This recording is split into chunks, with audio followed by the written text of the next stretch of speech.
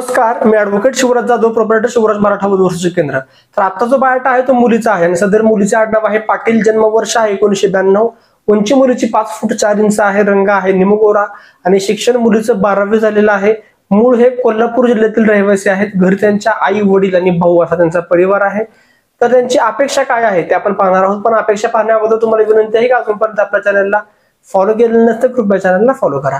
त्यांची प्राथमिक अपेक्षा अशी आहे की जो कोण मुलगा असेल तो शक्यतो कोल्हापूर, सांगली किंवा कराड या भागातील असावा, जेणेकरून त्यांचे नातेसंबंध त्या भागामध्ये आहेत. आणि जो कोण मुलगा असेल तो नोकरी किंवा व्यवसाय करणारा चालेल.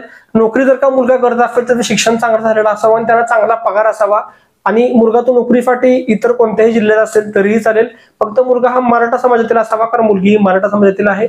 आणि जर का कोणता मुलगा व्यवसाय करत असेल आणि त्याच्या व्यवसायातलं उत्पन्न जर का चांगलं असेल तर त्याचं शिक्षण 12वी असेल तरीही चालेल. फक्त व्यवसायातलं उत्पन्न वगैरे मुलाचं चांगला असावा, वेल सेट मुलाचा व्यवसाय असावा.